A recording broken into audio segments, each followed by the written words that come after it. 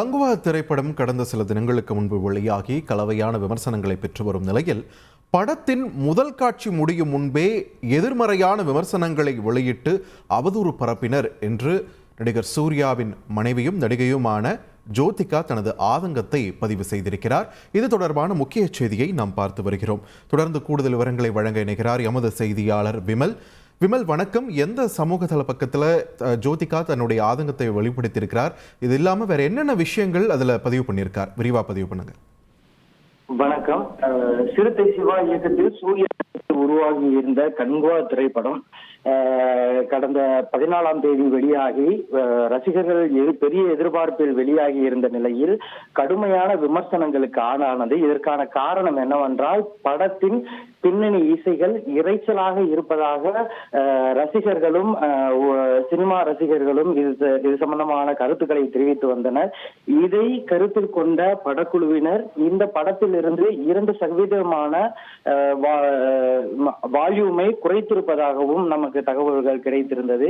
இந்த நிலையில் நெட்டிசன்களும் சமூக வலைதளங்களில் கங்குவா திரைப்படத்தை வெகுவாக விமர்சித்து வரும் நிலையில் நடிகை ஜோதிகா தற்போது தனது இன்ஸ்டாகிராம் பக்கத்தில் ஒரு பதிவு ஒன்றை பதிவிட்டிருக்கிறார். அதில், நான் ஜோதிகாவாக சினிமா ரசிகையாக இதை எழுதுகிறேன், சூர்யாவின் மனைவியாக இல்லை என்பதை குறிப்பிட்டு இதை எழுதியிருக்கிறார். அதில் இந்திய சினிமாவில் எல்லா சினிமாக்களும் ஒரு குறையோடு தான் வருகிறது. அதில் கங்குவா திரைப்படம் இவ்வளவு விமர்சனங்களுக்கு உள்ளானது எனக்கு அதிர்ச்சி அளிக்கிறது என தெரிவித்தவர், ஊடகங்கள் இவ்வாறு செய்யும் என்று எதிர்பார்க்கவில்லை என தெரிவித்திருக்கிறார். மேலும், நான் முன்பு பார்த்த சினிமாக்களை விட இது மாறுபட்டு இருப்பதாகவும்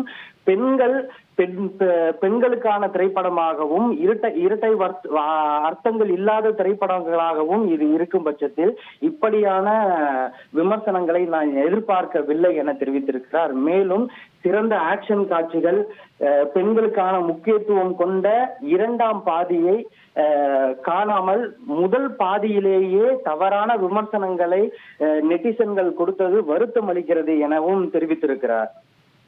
நன்றி விமல்ராஜ், உங்களுடைய விரிவான தகவல்களுக்கு. செய்திகளை உடனுக்குடன் தெரிந்து கொள்ள உடனே சப்ஸ்கிரைப் பண்ணுங்க.